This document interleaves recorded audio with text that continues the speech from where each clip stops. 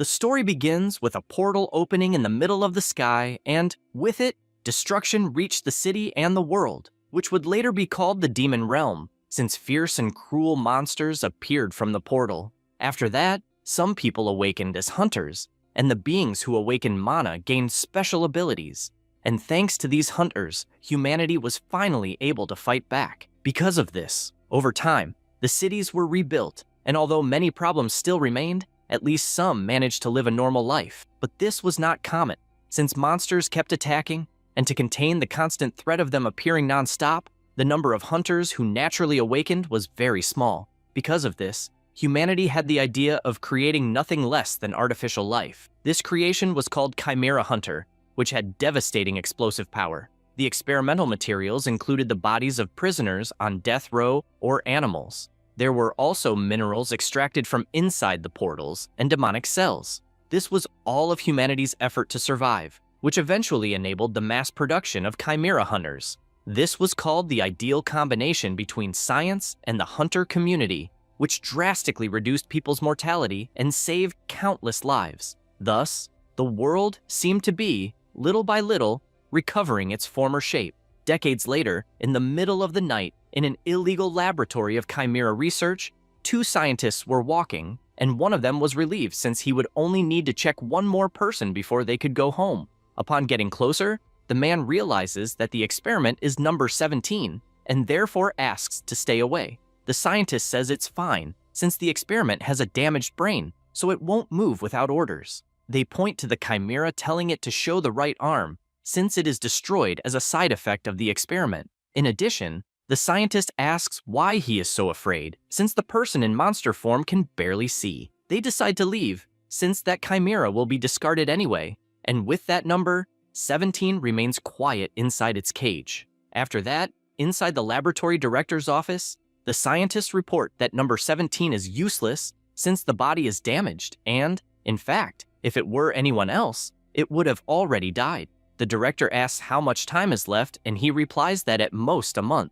The director thought it was a pity and ordered to put the chimera in the portal, blocking operations so that it would take care of the rear guard, but not to program the return command since it would be discarded. The next day, in the Demon Realm, in the Rocky Mountain region, a monster charges with everything towards number 17, who only prepares its claws upon seeing the enemy approaching, and, with several simultaneous attacks, cuts the monster into several pieces. Then another colossal monster appears, but he only stomps hard on the ground and flies into the sky with his super jump, immediately obliterating the monster without giving it a chance to react. Other monsters begin to appear and attack, but number 17 always counterattacks first, destroying everything in front of him until a whole devastated field is formed. A nearby Awaken finds it incredible how powerful the chimera is, and Luan agrees, since only an S-rank chimera hunter would be able to annihilate so many monsters with a single attack. Then he looks back and comments that there is no sign that the portal will close, and yet 3 days have already passed. The leader asks not to worry, since as long as they have an S-rank chimera hunter on their side, they can resist indefinitely. Then he prepares his sword and cuts down the monsters that were approaching, since they still need to deal with the leftovers. At this moment, the portal begins to act strangely, and Luan shouts that the signal of the red portal's disappearance has been confirmed. The leader says it's over and shouts for everyone to retreat through the portal. Meanwhile, number 17 continues fighting the monsters, and, while everyone flees, Beatrice asks if they will not take the chimera with them. The leader orders to leave him behind since they did not receive orders to bring him back. She asks if he is sure since it will be costly, and he only replies that the scientist said the lifespan of number 17 was already over anyway. She confesses that she feels a little bad, since if it weren't for him, the damage would have been much greater, and the leader questions why worry for nothing since the chimeras are practically inorganic. Basically, they are beings that only follow the orders of their masters. Number 17 is bitten on the arm, but continues to fight bravely since his mission is to protect the hunter's rear guard. And even while being attacked by bizarre monsters, he prepares himself and destroys everything around him with his powerful strength. After slaughtering the monsters and even losing a hand, he believes in his mind that the mission was complete. However, when thinking of returning, Command informs that it is not allowed. On this day, the results of the mission of the Chimera Hunter number 17, who met his end, had as outcome the death of 0 hunters and a total of 1823 monsters slain. At the moment of his death, in his mind, his unrecorded past vaguely emerges, and the fact that one day was a full year and that he was kidnapped at 9 years old surfaced in his head as memories. A panorama of his life passed before his eyes, and unfortunately, the damaged brain could not properly understand the meaning of those scenes. He only calmly watched everything and his past life 79 years ago in the orphanage of District 13. He was just a child who didn't even have a name. 70 years ago, his caretaker questioned why he had hit a friend with a stone. Because of this, he was expelled from the orphanage, even though the outside was absurdly cold because of the snow. He reached the point of collapsing on the ground exhausted, and several boys witnessed it, and in their minds, they only wondered how much a child would be worth. After that, he was already imprisoned in a forest, and the scientist only asked if it was a new experimental subject. They discussed that he was number 17, and that he was probably under a spell to prevent escape. One of the scientists ordered to register that number 17 would receive an injection of SS-class silkworm larva cells. After this application, they decided they would wait to see the reaction. Sometime later, they were incredulous since there were no side effects, including a special ability that appeared while the human form and ego were maintained. They decided they would continue implanting various things until some reaction appeared. 64 years ago, number 17 was prepared to defeat a beast in front of him, and with his blast of power, eliminated everything, even creating a trail of destruction. A woman near the place only thanked him for saving her, and one of the hunters apologized to the MC for putting all that weight on a child. 59 years ago, he was paralyzed in front of the defeated monsters, trying to understand why he was there and what he had been doing moments before. At that moment, a scientist seemed to question why he had stopped and whether perhaps his memory was confused. Then he began laughing like a madman since finally the side effects had begun to appear. 54 years ago, the scientist was making his notes, since the result of the implantation of more than 500 types of monster cells over 15 years made the boy become an almost immeasurable S-rank hunter, and they concluded that number 17 was the greatest success of the laboratory. 20 years ago, a girl gave a piece of meat to number 17, who already in his monster form devoured it instantly. She warned everyone that she was sure number 17 would eat it, but they found the scene disgusting. 3 days ago, the MC was battling against all 1,800 monsters from the portal until finally giving in since all his missions had been completed, and he found himself in the midst of all the destruction he had caused to protect the hunters. His spine, which was on the ground, began to emit an intense glow and react in an unexpected way. With a total of 527 types of monster cells implanted, Chimera Hunter number 17 was taking a new form, and after another intense glow formed from his new body, he finally appeared in his human form, questioning what had happened and if by any chance he was human again. He kept observing his arm with claws and realized he still had abilities from the monster cells in his body and therefore could not say he was completely human. Then he realized that a lot of time had passed, and since the laboratory had not come to get him, he confirmed he had been discarded. He also noticed that the experiment number on his post had disappeared, and that must mean he would no longer need to be involved with the research. He reflected that his body becoming like this must be the ability of an immortal type that can revive up to 3 times as long as its core is not destroyed, but that left him confused since, as far as they had said, human and immortal cells could not fuse. Even so, he did not care about that, because what mattered was that his body was completely recovered at its peak. The MC considered that after his body went through several side effects from the experiments, maybe it was now in ideal condition, and he remembered that since the effects began, his head always seemed surrounded by a haze, in addition to all the spells the scientists had engraved to prevent escape or rebellion. So, if his life as number 17 had come to an end, he could probably live as a simple human. He remembered a conversation with the orphanage director, who told him to try to live helping people consciously since he had a strange body, and if he helped 1,000 people, it would be a good path. The man asked if Dawoon understood. He smiled at the memory and thought it was nonsense, since there was no way an orphan from the slums could help other people. He reflected on what he should do from that moment on, maybe something like revenge. But even revenge would need a target before him, and all he imagined was that so much time had passed that his desire for revenge no longer burned like before. To make matters worse, it was not possible to go to the human world at that moment. He knew that one day he would find those responsible for the experiments, but he would leave that for when the time came. Only then did he look down and realize he was naked, so he shouted that he had decided. At that moment, he would live a little as a human. Then he walked away trying to remember the last time he wore clothes, since he had been a monster. After walking for a while, he arrived at a forest and started thinking about what materials his clothes should be made of to be resistant, until something caught his attention. He noticed there was a slain monster. He wondered if there had been some territorial fight and believed that the fallen monster must have been strong since it had no serious injuries.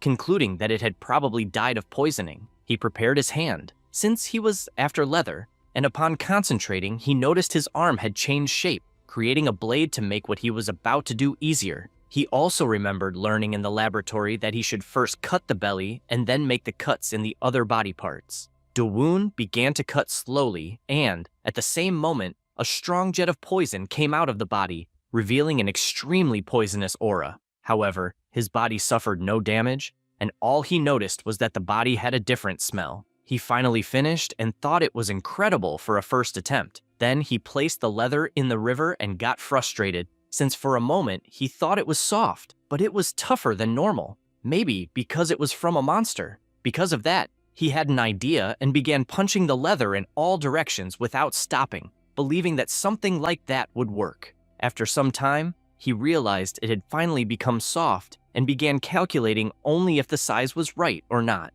Suddenly, a flame began to burn on the head of the monster that had already been finished, and it woke up out of nowhere while the MC was still adjusting the leather. Dawoon then made a hole with his hand and put on his clothes, which were finally perfect to use. Only then did he realize the poison had not completely left the clothes, and he turned around, since he had been hearing noises, unable to believe the monster was not dead. So, he gets startled since the fallen bird is shaking its head as if it were understanding what he was saying. The MC becomes thoughtful about this since apparently the monster is the immortal type, and he knows that if it were before, he would have killed it without hesitation, since the opponent is weak and doesn't even pose a threat, so he doesn't think it is necessary to kill it. He smiles, saying that both are lucky for having received a second chance, and because of that, he thinks they should take advantage of it. He walks away while saying that if fate allows, they will meet again somewhere else. After some time walking, he enters a cave and considers that he needs a house, since the issue with clothes is already solved. Suddenly, a crack begins to appear, and a colossal monster emerges in front of him, preparing to devour him. Dawoon simply comments that it is too dark and, with a slight movement, cuts off the monster's head, walking away calmly as if nothing had happened. After some time walking, it begins to snow, and he defeats the monsters he encounters along the way as if they were nothing. Only then does he find some mushrooms and, by the smell, realizes they are poisonous. In another place, he finds it too damp and rejects it, as well as another that is too hot and also rejected by the MC. After a while, he reaches a cliff and finds the landscape beautiful, even reflecting that he never thought he would find the demon realm so beautiful. He jumps from the cliff, landing calmly on the ground, since he is determined to explore more, and when looking to the side, he notices that the water is clean and there are still some fish, but soon sees that they are piranha monsters, although he still finds them delicious, since if he catches them to roast, it will feel like a camp. He reflects that in that place there is a natural fish farm, and because of that, it might be interesting to build a house to live right there. After all, it is a place full of flowers and with clean air, and, smiling, he says that he approved it as Dawoon's house. At the same time, in another place, a portal appears out of nowhere, and something jumps out of it, causing destruction on the ground. It is a robot that,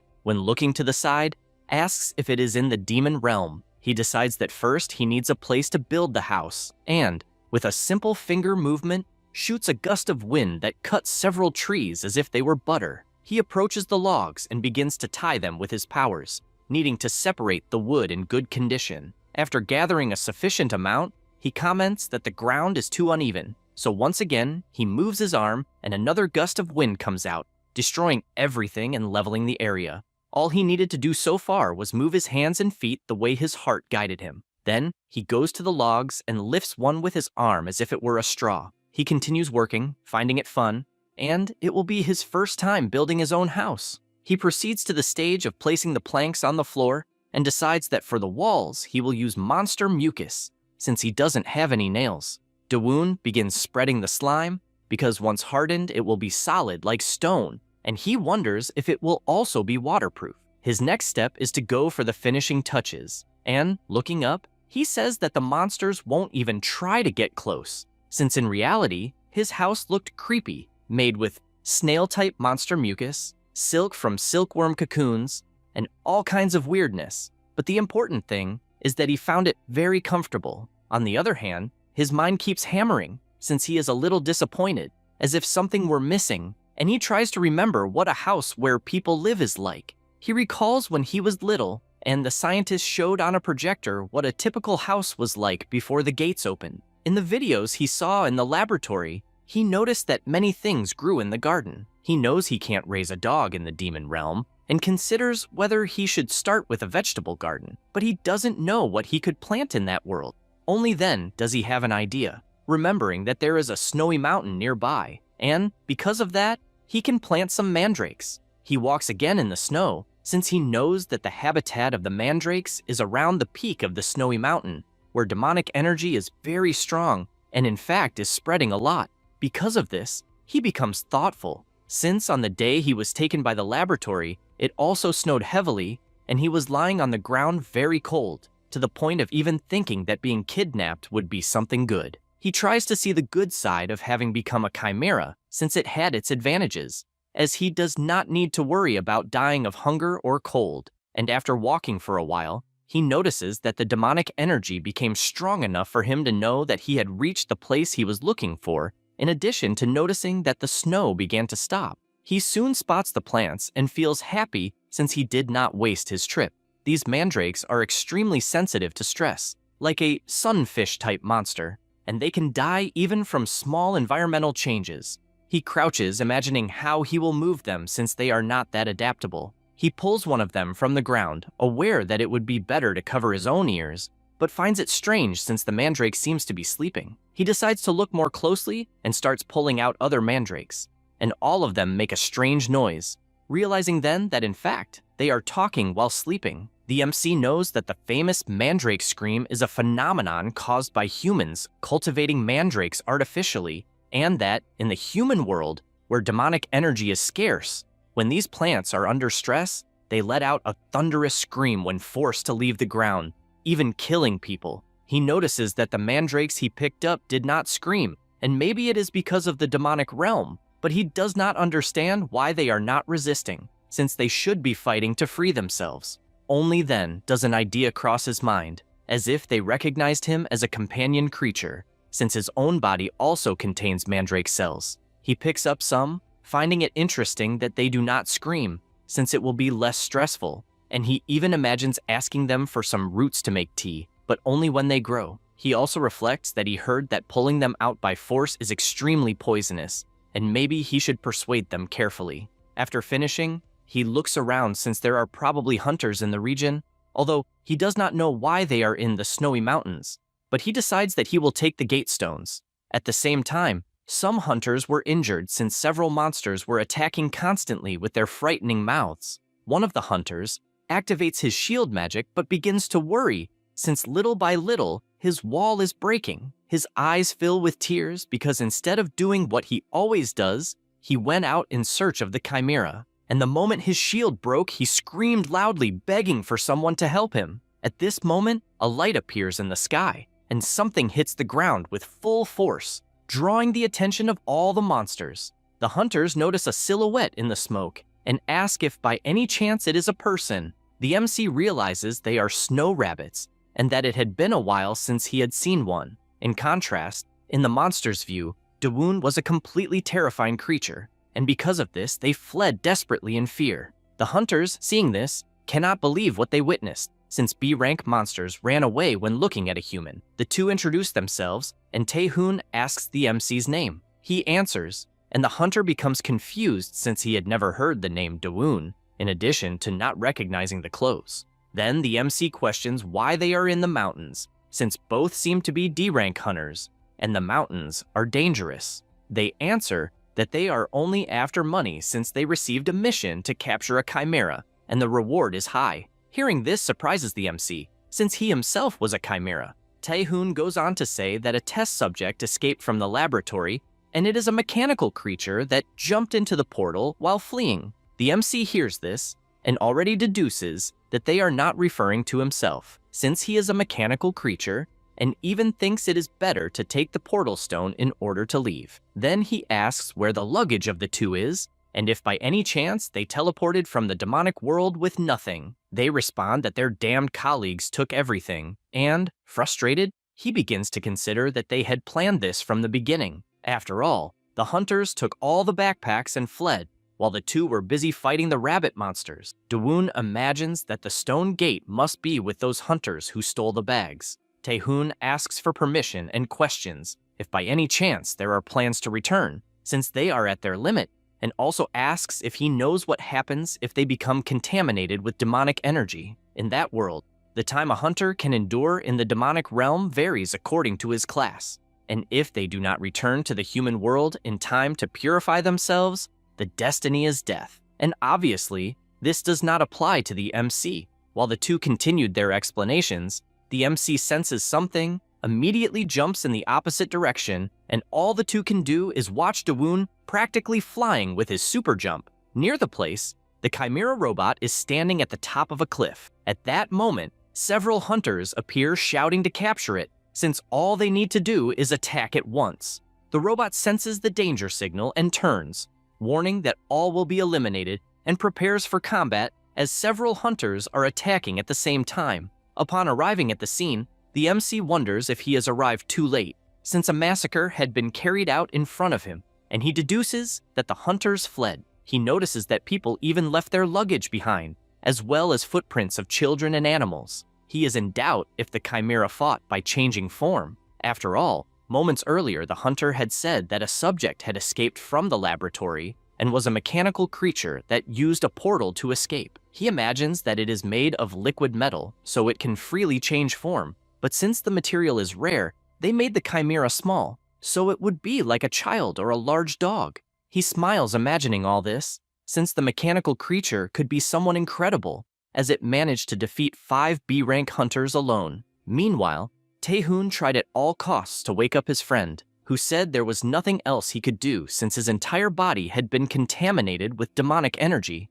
His colleague asked him not to give up, since the man needed to see the birth of his child, which would be in the following month. However, badly injured, he only said to give a message to his wife that he loved her very much. But crying, Taehoon continued asking him to hold on just a little longer, since miracles still exist. At that moment, someone approaches, and the hunter is startled when he looks to the side, as it was Dawoon carrying their luggage. Immediately, he runs and kneels before the MC, begging for help in that critical moment. The MC realizes that he had said he did not have a portal stone, and the kneeling hunter, seeing no other alternatives, offers 2 checks of 10 million, which is all they have in life, and therefore begs him to sell just 1 portal stone, because if they do not escape soon, they will die. Dawoon looks at that amount of 20 million and reflects that he has no use for it at that moment, but knows he will need it when he goes to the human world.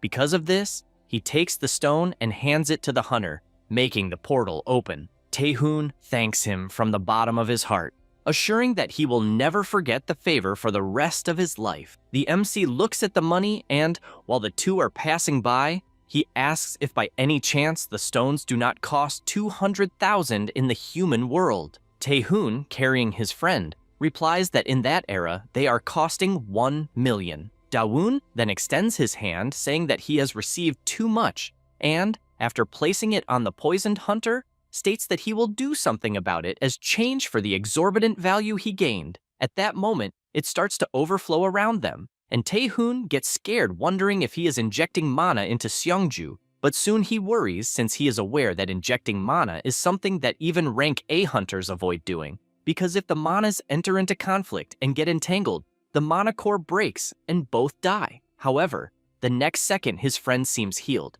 saying that the demonic energy was purified. Immediately, he runs to Taehoon to hug him since they managed to survive, and then he bows to the MC, thanking him from the bottom of his heart and saying that he will never forget that heroic act. Taehoon, however, does not hide his frightened face, as he just witnessed someone purifying demonic energy simply by injecting mana, and that should be impossible without an exorbitant amount of power, which makes him even more intrigued to know who Dawoon is. After all this, the MC returns to his house, and upon seeing it feels happy since no intruder appeared. Besides having gained unexpected income, he looks down and notices that the mandrakes have woken up, and also that their leaves have started to wither. Immediately, he plants them back in the soil, thinking it will be enough, but realizes that they all look sad and dissatisfied. He does not understand what he might have done wrong, and imagines that perhaps it is because he forcibly took them from the place where the mandrakes lived, or maybe they are hungry after being transplanted without soil. He decides to use his power to provide a little mana, and at that very instant, the mandrakes are filled with happiness, also making the MC glad that it worked. Then he notices the presence of someone nearby and immediately knows that it is the robot that the hunters are chasing. Without knowing what interest the creature might have in him, he stores the money in case he needs it later and starts organizing the luggage he carried with him. The first item he found was a portable stove and kitchen utensils, which are essential for cooking outdoors. There are also 8 portal stones to travel between realms, spare clothes contaminated with pollen that need washing, 2 sleeping bags and blankets for a warm rest. The MC realizes that the hunters were well prepared and that he was the one who got really lucky. Then, he also notices that there is ramen among the items and tries to remember the last time he ate, back when he was still a child in the orphanage. And since he is hungry, he decides he will cook. The first step of the recipe is to put 500 milliliters of water. He is unsure if he should measure by weight. At that moment, the lake water starts bubbling and several piranha monsters come out to attack him. Dawoon prepares his finger since he is aware that people add some extra things when preparing ramen, and so he kills the fish, since it will be a delicious side dish. The second step is to add ingredients such as eggs and green onions to improve the flavor, and he believes that some roe should work in place of the eggs. However, he is aware that in that region there are no green onions and believes that putting something similar to leaves should work. He puts all the ingredients inside a pot and gets ready to go to the next step. At that moment, the chimera starts approaching and its stomach is growling since it sees a human cooking. The MC lights the stove and imagines that the instructions do not say when to put the fish in, so he decides to cook everything together. The smell of the food starts spreading through the place and even scares the mandrakes with such stench, as well as Dawoon, who did not remember the smell being so strong. The odor spreads through the forest until it reaches the robot, which starts drooling at the smell of the food. He starts approaching since he also wants to eat and uses one of his transformations, turning into a cute puppy, since as far as he knows, humans help when they feel pity. He approaches and Dawoon immediately realizes that it is the mechanical creature that followed him there, and wonders if the robot purposely transformed into a dog to make him lower his guard, and is even pretending to be hurt to arouse pity. He looks closely at the dog and does not understand how the creature managed to escape from the laboratory and even reach the demon realm. He warns that everything is ready and asks if he wants a little. The dog, happy, just barks and both keep looking at the pot and, even though the appearance is scary, he wonders if he should try to eat or not. Anyway, the two sit at the table to eat, and the dog, starving, starts eating non-stop. The MC does the same, and realizes that the taste brings memories of when he was little and enjoyed the food of that time. Then, smiling, he concludes that the taste is the same as in the past. The strong smell overflowed throughout the region, making even the mandrakes vomit. After that, the MC tells the dog to go away since he has eaten, and he himself needs to tidy things up. Then, as he leaves, the dog starts limping again, and he laughs, pointing out that he was limping with his left foot and not with the right one. The dog goes into shock since he hadn't noticed that and goes back to limping with the correct paw. The MC goes near a waterfall and, while working, imagines that he has finished washing the dishes, so it is time to take care of the clothes. Since he does not have good memories with flower pollen, he could not live forever wearing leather clothes. He knows that if he rubs the clothes too hard, they could tear, so he needs to wash them carefully. However, with a simple strike using a stick, the stone explodes in all directions along with the clothes.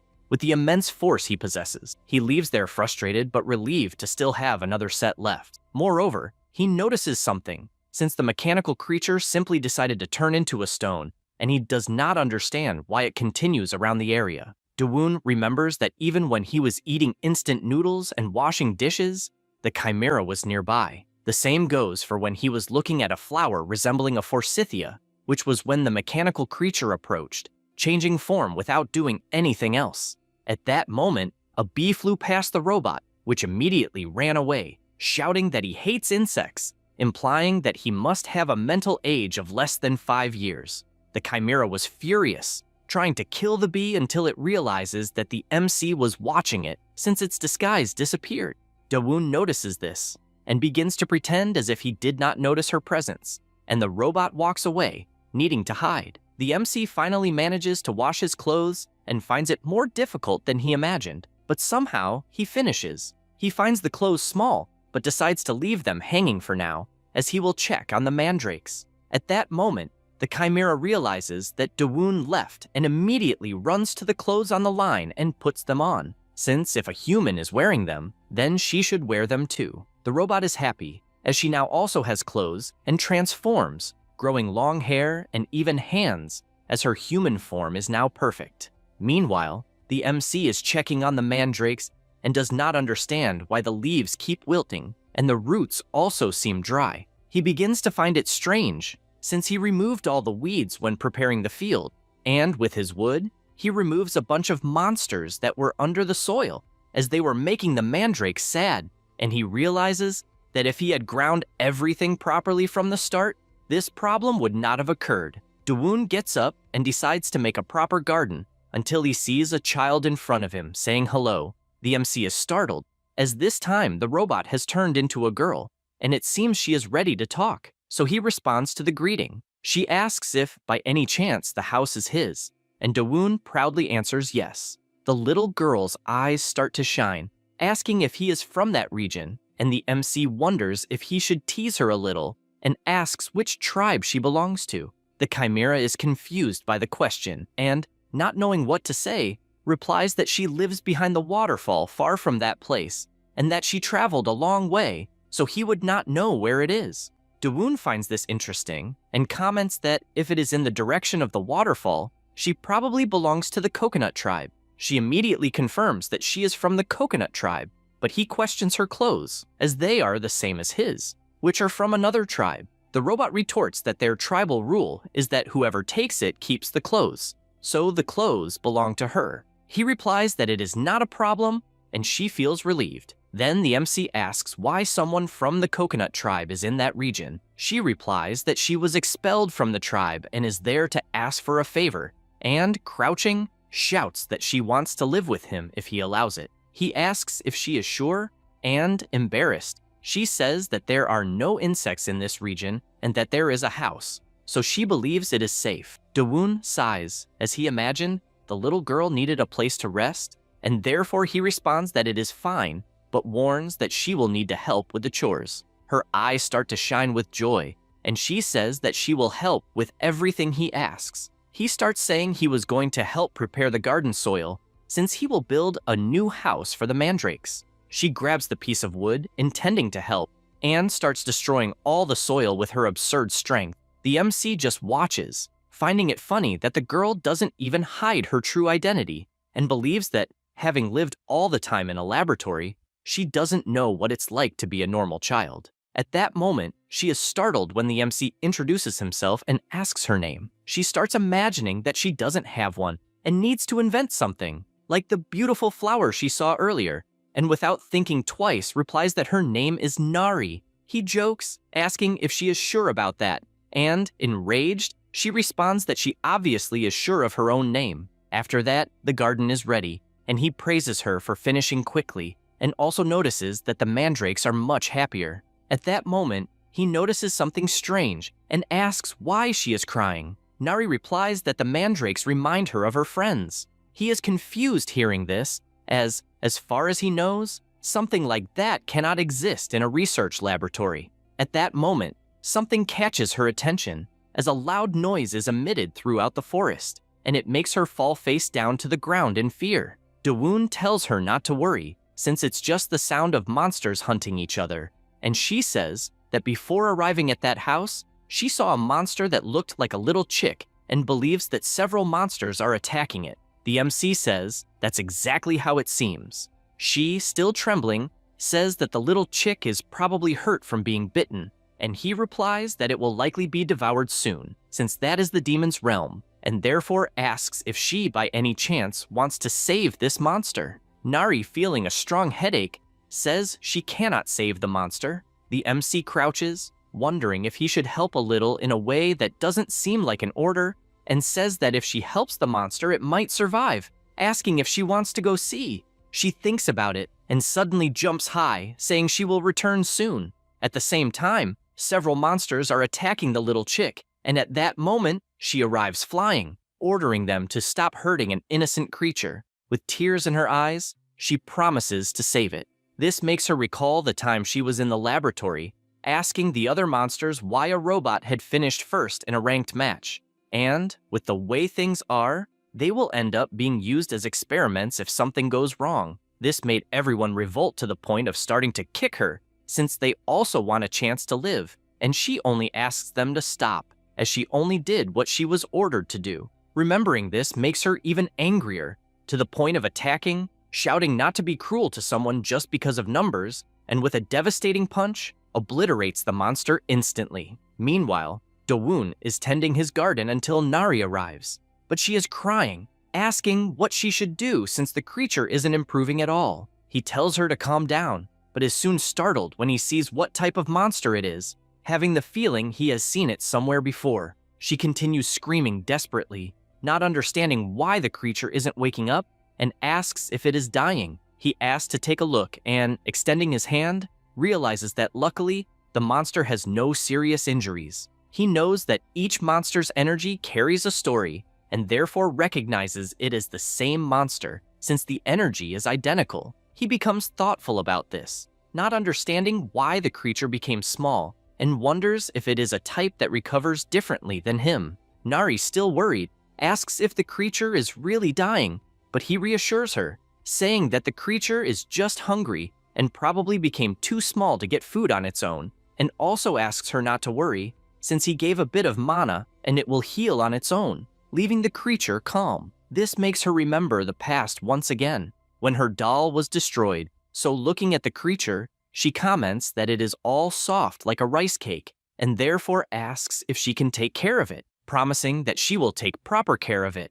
as well as train it to feed itself. Dawoon is pleased to see her concern, but warns that the monster will grow a lot, and that, anyway, she can do whatever she wants. Nari fills with joy, asking if it's really serious, and he replies that it is, since, after all, that monster can protect their yard. Suddenly, the monster begins to wake up and, when looking ahead, immediately recognizes the MC as the one responsible for having skinned him at another time. After fully waking up, he is confused, not knowing where he is, and starts trying to escape at all costs, since he doesn't understand why he is in the hands of a little girl in the demon world. Meanwhile, Nari is extremely happy since the creature is alive, and the MC, seeing that, is confused as he understands perfectly what the monster is saying, like asking to be let out of there. After that, Nari finishes bandaging him and announces that she has chosen a name for the creature. However, the demonic pigeon is angry, ordering the idiots to release him. She celebrates, since she chose the name Gu because he looks like a pigeon. Dawoon says he liked the name, but Gu stands up furious, questioning how a mere human dares to name him, since he already has a name. However, before finishing speaking, she throws a pot of water on him, thinking he was thirsty. She is confused about why the pigeon became fat and asks what they should do. Gu, full of water, only asks her not to give him any more water, even though she doesn't understand anything he says. The MC, understanding everything, realizes that Nari doesn't understand these things and therefore tells her to stop giving water since the creature is full. She panics, believing that the monster is hungry and will look for food. Meanwhile, Dawoon prepares some wood as he wants to build a shelf to store some things. He starts his work, believing the size is enough, but when he applies the minimum force, the log breaks and he doesn't understand what went wrong, since he did it the same way as the table and chairs. Gu, watching from afar, says that the wood is a different color and tells him to take the log in front since it is soft wood. The MC asks if it has to do with the wood's resistance, since it seems to vary according to the type. The creature replies that it's obvious and asks if he didn't know. He says no and asks which color of wood is the most resistant. The pigeon says that obviously it is red, and only then realizes if the human in front of him is managing to understand him. And the MC just says that he found it interesting to know that red is the right color. Gu does not accept what is happening and decides to check Dawoon's mind and use his mental reading, but he is completely blocked by an almost divine pressure. The MC, without even doing anything, says that he searched everywhere but couldn't find a red wood. The creature feels cornered, since his mental reading was blocked instantly, but that's not even what scares him the most. And so he asks if he can really hear him. The MC says it's more than that, since he can hear even his thoughts as if they were human words, and questions how the heck a monster understands what humans talk about. Gu is embarrassed about that, and the MC quickly deduces that this is a rare and intelligent monster, and that he himself had only heard of one, but had never met one. Then he says that they have already met, and the monster replies that yes, and that he even wanted to see him again. Dawoon asks why, and Gu replies that it is because the MC saved him, and because of that act, he promised himself that if he met him again, he would help him as he could. Dawoon imagines that the poison was eliminated along with the hide, so the monster's core remains intact. And since he heard that Gu wants to help him, he asks if he could help right then. The monster, knowing what it's about, frees himself from the bindings and says he will take him to where the high-quality red wood grows. Meanwhile, the forest is on fire, and Nari appears running, crying, since she doesn't want to return to the laboratory. The explosions continue until she is thrown to the ground, and she panics, imagining that the people there are from the laboratory and want to capture her, not knowing what to do since she hates fire. The hunter doing this is using his tracker and admits to being surprised, since a mechanical creature can really change shape with ease. And he also says he doesn't feel right attacking something that looks like a child. He prepares his ability once again while signaling for her to understand, since for him, it is a matter of life or death, and he fires his fire blast without mercy, shouting that it's the end of her. Nari just continues crying, frozen with fear of fire, and the next second the MC appears blocking the attack along with Gu, who, with furious eyes, apologizes to Dawoon, saying he will find out another time where the redwood is, since his priority is to save the child, and the MC agrees with this. He realizes she is terrified of fire, as she doesn't seem okay, even though she is strong, and therefore asks to put out the fire first. Gu agrees, and even asks how anyone could have the courage to hurt a child. The hunter asks what the hell is going on, since a man is acting like he's from the caves, and asks if he is also after the mechanical creature, and being pressed for time, he tells him to leave while still being polite. Dawoon tells him to shut up since he talks too much, which makes the guy furious, as he is ruining his whole plan, and so he attacks with all his hell flames.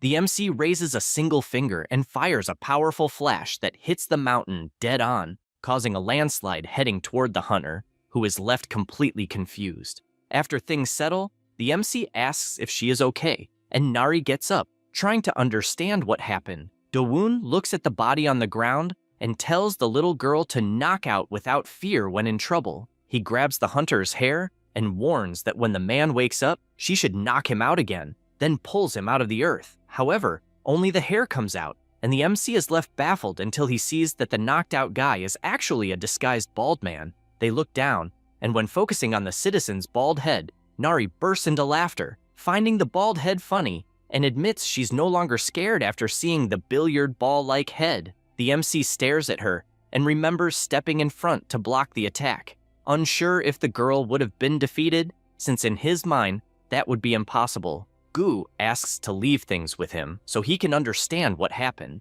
as over the years, his mental reading will allow him to access other people's memories and also share visions with others.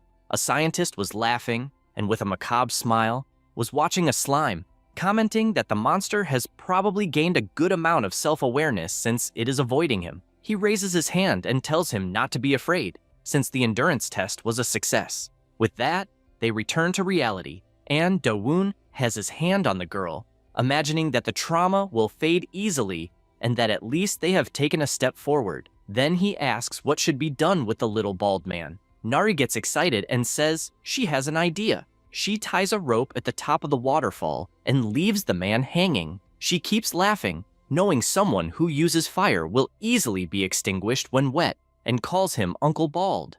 The man is annoyed, as he didn't come to the demon realm to go through this. She continues mocking the hunter's lack of hair, and the MC steps in, saying people shouldn't be judged so harshly by their appearance.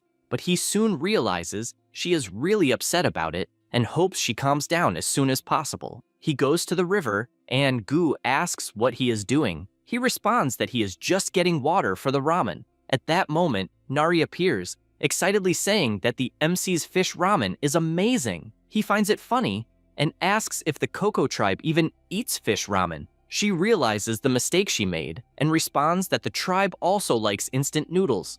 Meanwhile, atop the waterfall, the hunter reflects, since in his mind, the MC is at least a rank A hunter or even higher. However, he finds something strange, as a reclusive hunter who operates in the shadows is unusual, especially for hanging someone and then eating ramen, even in the demon realm, which he considers excessive. At that moment, Nari appears after catching 2 fish in the river and immediately puts them in the pot to speed up the preparation. The hunter, indignant, looks at the absurd amount of water in the pot and wonders if the MC really knows how to make ramen. Because of this, out of nowhere, the hunter lets out a loud shout asking to wait. He then says that if released, he could prepare a delicious ramen for everyone. The MC decides to accept, and the hunter prepares to make the food. He opens the ramen package and begins to shake like a green stick, knowing his life depends on it. He starts sweating cold, imagining that he has always made ramen with love,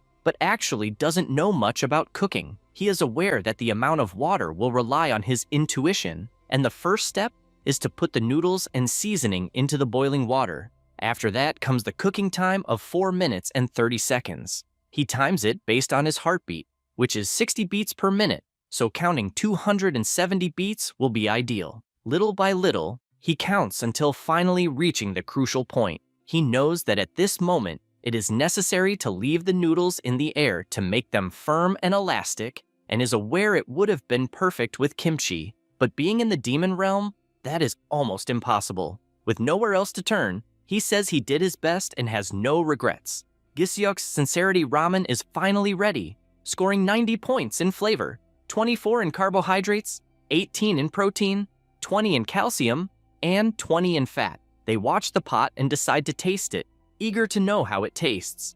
After tasting, they are silent for a few seconds, and everyone feels something completely different, as the flavor seems like pure love because it is so delicious. Nari shouts that it is really delicious, and Gu questions if humans always eat that well. The MC admits he is also surprised and asks them to finish the food first. After emptying the pot, the little monster has a full belly from eating so much. Gisyuk, embarrassed, asks if they like the food, and Da-woon asks him to say what he wants. He is confused by the question, and the MC explains that the food was so delicious that he even felt bad eating it for free, so he asks to say anything, and if possible, he will do it. The little bald man starts sweating cold, not knowing if he can really ask for something. He immediately bows down, asking to be taught to become a powerful hunter. Da-woon is confused, as that was unexpected, and Gisyuk explains that the MC is the strongest hunter he has ever met,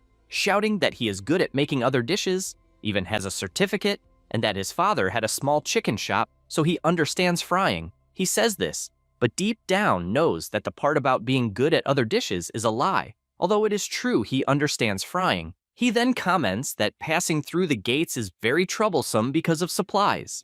The same applies to clothing, and for that reason, he wants to be an assistant. He also offers to pay for the lessons, as he wishes to be promoted in rank learning from him. Dawoon says he is curious about one thing and asks why he attacked Nari and if it was because of some reward. The bald man is confused by the question and asks if the Nari he is talking about is the mechanical creature. At this moment, the MC asks for silence, as the girl believes she belongs to the Coco tribe, and therefore they must follow the game. He is surprised as he did not know this, and replies that the matter is unfortunately private, and therefore cannot be shared. He then begins to shout, saying he does not need a reward, the same applying to Nari, as all he wants is to pass the hunter promotion exam, and therefore nothing else matters. Dawoon asks if it's serious and tells him to get up. He doesn't understand the question, and the MC says he ate a delicious meal and therefore wants to have a training fight first.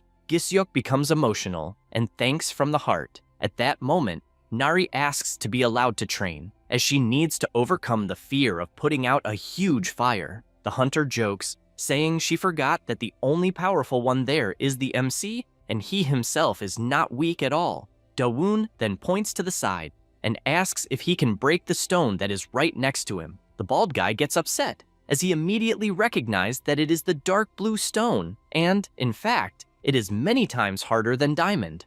Dawoon asks if that means he can't, and he responds that it might be a little difficult, as it would require at least an extremely high rank. Before he can even finish his sentence, a huge explosion occurs in the direction of the stone, leaving him in shock without understanding what the hell happened. It was Neri, using one of her lighter and more confident powers, calling the bald uncle to ask to have a training fight. Now, a bit about awakened Giseok. He is a highly promising hunter. He awakened his powers around the age of 8, and considering that most awaken at the end of adolescence, it is an exceptionally rare case. There was a testing field for rank B hunters, and the boy, with his flame powers, charged forward, defeating his opponents, as he was someone talented who grew at the speed of light and before even turning 20, was promoted to a rank B hunter. It was a meteoric rise, and fame followed him as he dreamed of becoming the greatest hunter. Those were days when nothing seemed lacking,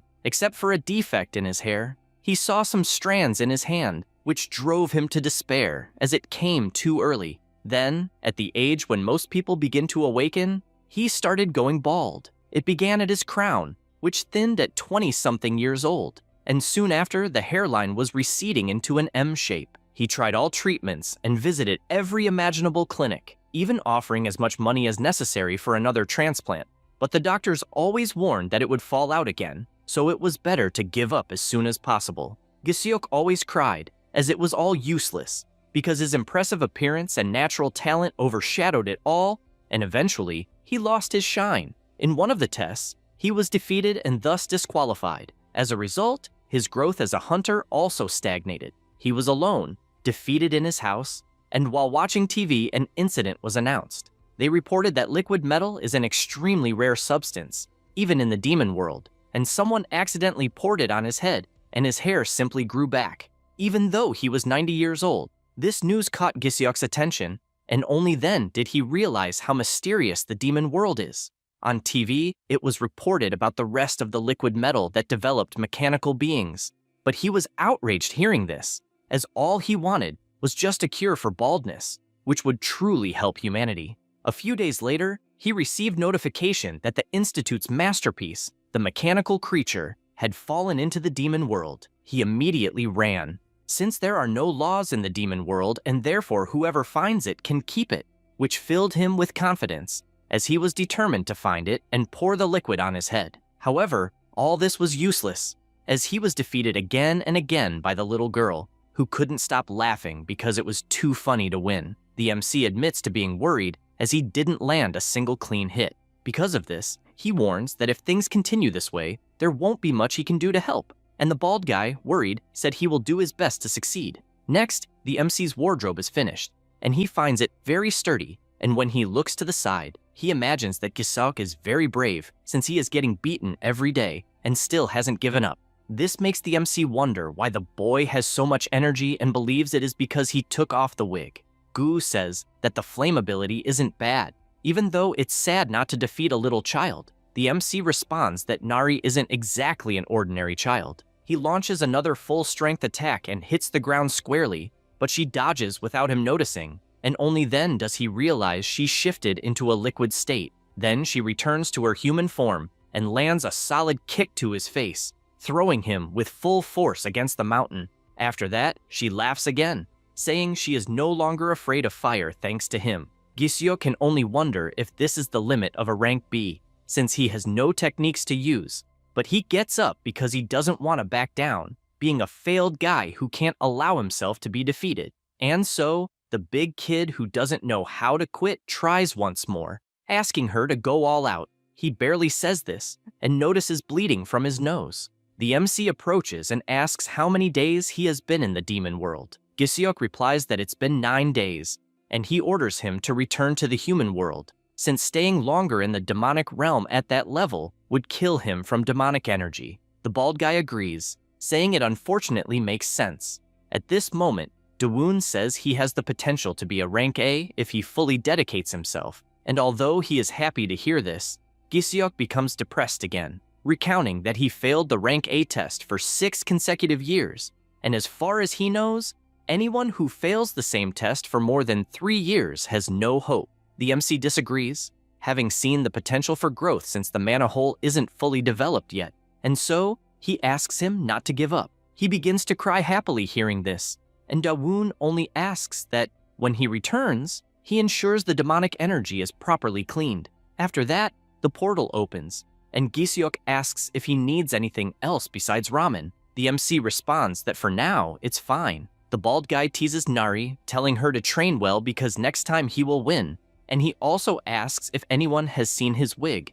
Dawoon responds that he doesn't know exactly where it is, and he asks not to worry, even though he has no idea where it could be. After the portal closes, Gu asks if everything will be okay. The MC doesn't understand the question, and he explains that if Giseok betrays them, things could become dangerous, like other hunters appearing after them. Dawoon asks what he thinks about this, since he can read people's memories. He replies that the boy definitely takes training seriously to become strong, and the story about the baldness being true made him like the boy. The MC says he agrees, and that he is someone worth investing in. Nari notices the MC talking to Gu and asks if he really understands what a monster says. He responds that regarding Gu, he can understand him. He also reveals that he built a wardrobe following the pigeon's advice. However, he notices that the room is dark and decides to make a window. But when he looks to the side, he sees a laser shot, and then the new window is made by Nari herself. Dawoon begins to think that the little girl likes light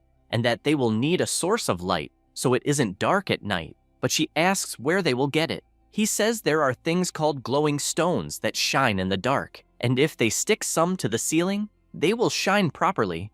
Gu is surprised to hear this and asks if he knows where these stones are. He replies that he does, knowing they can be found in volcanic zones. Gu closes his eyes, saying volcanic zones are among the most dangerous areas for hunters, and when he opens them, he reveals that he used to live there. The MC wonders if the creature would like to return to its hometown, even though his expression isn't good. At this moment, Nari grabs his cheeks, wanting to know what they are talking about, and says that Gu seems strange, as if he is upset. The MC explains that he is worried about them going to the volcanic zone, and, for that reason, said he would go alone while the two stay at the house. She warns that she will go along, making it clear that she has lost her fear of fire, and, for that reason, also wants to get closer to the volcanoes. He is surprised, since she overcame her fear of fire quickly. Then he asks Gu what he will do, and he responds that he will also go since he has some things to do in the area. With everything decided, the MC says that he will first make some equipment for the volcanic zone. Meanwhile, the mandrakes are playing with Giseok's wig.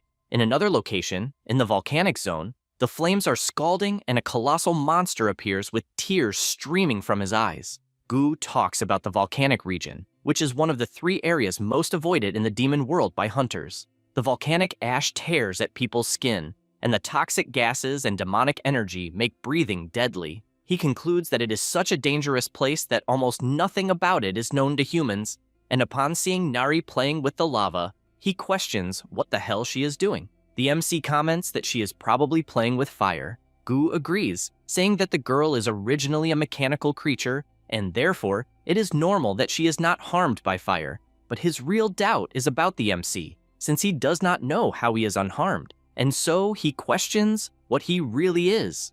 Dawoon responds that he is a chimera hunter. The pigeon says he imagined that and asks if, by any chance, chimera hunters do not look like monsters. He replies that he used to be one, but after regenerating, he appeared in human form again and decides to ask Gu if it is okay to be near the two, since he is a monster near two hunters. He responds that it is not bad, and even finds it fun to have someone to talk to, besides the two not seeming like bad people. The MC feels pleased hearing this. Nari finally comes out of the lava and immediately asks the MC if he is talking to the pigeon again, since she herself would like to do that. Dawoon asks if, by any chance, she is not curious about who he really is, and she smiles, saying that he is a native of the demon world, just like she is. The monster finds this funny, since only he is native to that place. They continue walking, and Gu comments that the luminous stones are probably nearby, where the lava erupts. At that moment, Nari looks up at the volcano and is happy, as she is getting close to the objective. They go to the highest point, and the MC comments that, indeed, the luminous stones are there, but he notices something strange, wondering if the monsters inside the volcano are fire frogs. To make it worse, he asks if one of them is crying. At that moment, Nari points further ahead and says that probably the female died while moving as she was carrying the eggs on her back. Gu explains that female fire frogs carry their eggs on their backs, and only females during reproduction have sunken backs, and concludes that since the female died, all the eggs will die as well, besides the crater's temperature being too high for the eggs to survive. The little girl starts crying, realizing that the fire frog is sad because its friend died. The MC watches and jumps into the volcano, asking the two to wait. After entering the volcano, the enormous frog looks back, and Gu shouts for him not to get close, as the fire frog is extremely sensitive. However, it is useless, as the monster gathers its power and fires an insane blast of fire toward the MC, who with only one finger raised, approaches and touches the frog's head, leaving it confused about what happened. In the next second, the monster falls to the side, and Dawoon explains that he injected a paralyzing toxin, using only a little so it would wake up soon. Nari, worried, keeps shouting, wanting to know if he is okay, and the MC responds that he is, also explaining that he has fire frog cells inside him. He considers that nothing can be done about the already dead female, but believes the story is different about the eggs, and because of that, he uses his line ability to catch them. At this moment, the monster wakes up and only then realizes that the eggs were tied to its back. The MC explains that he tied them well and that the eggs will probably grow healthy. Then something catches his attention since the fire frog went to the dead female, probably saying a final goodbye. Then he stomps firmly on the ground and makes a huge leap, even leaving Nari surprised. The monster falls beside her, and they stare at each other for a second. But shortly after, the fire frog continues hopping in another direction. She shouts to the MC that the monster looked at her as if thanking her, and he just smiles, saying that it was probably exactly that. Then he asks them to go down since they need to explore quickly to collect the luminous stones. She gets excited, saying she will do it quickly so they can return home afterwards. Immediately she goes toward one, and, with a smile on her face, holds the huge glowing stone. Dawoon warns her to be careful since, if it falls on her foot, it could hurt her. After collecting a certain amount, the MC asks if Gu is okay since he seems tired. He responds that he used to play lightly with the stones, but did not know it would be difficult at that size. The MC says there is no need to help since he has things to do in that area, and also asks if he is not going to give the presents to his friends since he saw him carrying some. The little pigeon feels embarrassed, saying that monsters don't have friends and that the presents are just something to leave behind. The MC finds it cute to see such a shy little monster and asks if he misses his own kind since intelligent monsters are probably different. Gu, still embarrassed, replies that he does not miss anyone and only regrets not being able to say goodbye when he left. The MC asks if he abandoned the group, and he responds that there are good things about gaining intelligence, like when he was eyeing a crimson scorpion but one of his partners simply snapped him up. He tried to question why he was suddenly eaten, but knows it's not worth speaking to someone who doesn't respond. He says that in the land of one-eyed monkeys, he would have felt less empty if he hadn't known the human language, and that's why he left the group to live alone. Gu continues trying to help remove the luminous stones, while saying that his kind probably doesn't even know he disappeared. Suddenly, a stone falls and he sees something inside the hole. At the same moment, Nari says she heard a noise and shows a monster egg, although she does not know what species it is. They notice the egg is cracking, and the MC comments that the baby inside must be able to break the shell on its own since that way it grows strong and healthy. Nari suggests taking the egg with them since, if left inside the volcano, it would become a roasted egg, but Gu does not like that since the egg could hatch at any moment. Dawoon is thoughtful since he knows of a perfect place to use as a nest nearby, and therefore says they have no choice but to take it. Gu asks if he is sure since Nari could be in danger, and the MC assures that everything will be fine since he will make sure of it. Only then does the monster agree, since he knows his strength. After returning home, everyone is happy to have arrived quickly, and they come face to face with Gisyuk preparing food, and the MC is surprised to see him so fast in the demon realm. The hunter does not waste time and asks to carry the luggage. Dawoon finds it strange but still hands over the backpack, also warning that it is heavy. Gisyuk takes it but can barely hold it since he found it extremely heavy. The MC looks closely at his face and tells him to look up, since he wants to know why he looks strange, and asks if he was beaten somewhere since he didn't realize he was the type to get beaten. Gisyuk feels awkward since Nari hits him all the time in that demon realm. Then he runs off, saying that the MC must be hungry and will prepare the food. After that, Dawoon takes one of the luminous stones and starts shaping it. Nari approaches and asks what he is doing. He responds that he will create a lamp and is cutting and shaping some parts of the glowing stone as he intends to put it on the ceiling. She is surprised hearing this and, with sparkling eyes, says that Dawoon seems very intelligent as he knows a lot of things, besides being good at explaining. In addition, she says that he also seems very kind, as he helped the fire frog, and compares him to her father.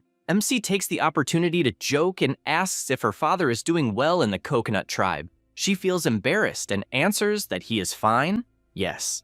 After that, the sun sets and Gu relaxes, even though he doesn't find it as good as the volcanic area, but he feels his body melting the same way. Only then does he look back and see a giant shadow. It was the mandrakes who, working as a team, leap over each other and use their technique triple cozy formation supreme move. However, it has no effect on the monster's enormous belly, and he stands up startled, asking what the hell is wrong with those plants.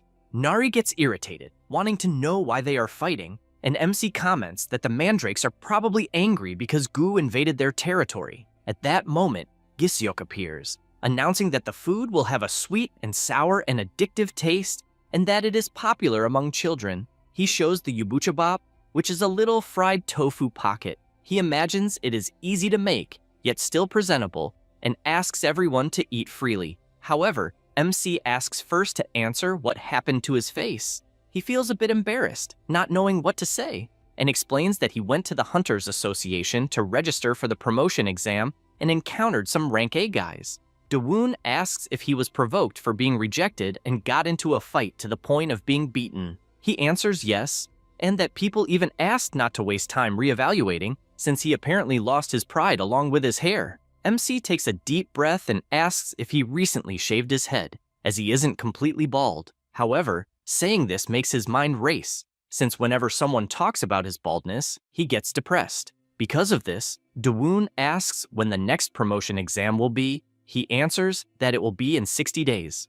MC warns that they will need to do special training to have time, and he becomes excited, wanting to know if something like that really exists, and that he will work hard to become stronger. MC starts by saying that from that moment on, he will take over the task of washing the dishes in place of Nari, and is also in charge of the luminous stones, since they are covered in volcanic ash. So he must wash them too. He is concerned about all of this, and asks if it is really special training, but MC tells him to do whatever he wants, since if he wants to continue living as a rank B, there is no problem. Then he calls the kids to join, and everyone heads to the river. Giseok feels down and begins collecting the dishes, imagining that MC must have a plan in mind, and while doing this, imagines that everyone thinks he is a natural genius. But he knows he is just a man who reached rank B through pure effort, and there is nothing genius about him. He knows that a man who has nothing without diligence and perseverance,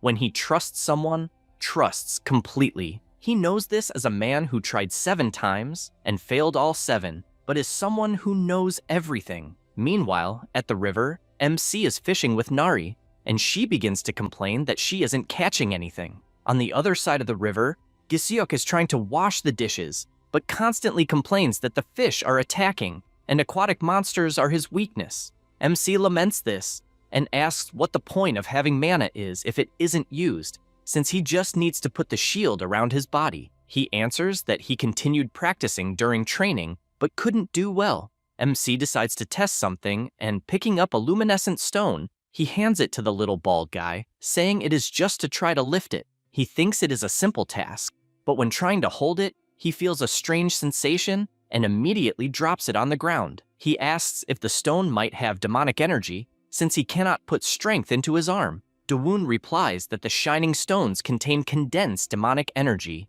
and that demonic energy is a primordial and unrefined energy, which is why it is necessary to expel refined mana to use it correctly. Then, he points to Giseok, saying that there is mana accumulated throughout his body, and that he is just a bit clumsy in handling it. Then, with a simple touch, he feels all the mana in his body and asks what he is seeing. The MC explains that the path must have formed and asks to let the mana flow. Giseok watches the power overflowing in his arm and decides to try to grab the stone. He uses all the strength he has until he finally manages to lift it above his head. This achievement makes him extremely happy, to the point of saying that probably washing the dishes and cleaning the stones were all meticulously calculated by the MC as part of the mana training. The MC confirms this and asks please to take care of the dishes while focusing on the circulation of mana. He, with a smile on his face, replies that he will do it immediately, since he is a man who can polish anything. After that, at nightfall, a luminous stone is installed in the house, and the inside becomes a bit brighter with everyone sleeping. Giseok cannot stop dreaming of becoming a rank A, unlike Dawoon, who is sleeping peacefully. Meanwhile, Gu is not able to sleep well, having taken a nap in the afternoon, until he hears something and sees Nari walking in the middle of the night through the house, and wonders what the hell she is trying to do so late at night. That's all, folks. If you enjoy the video, subscribe and hit the bell. Thanks.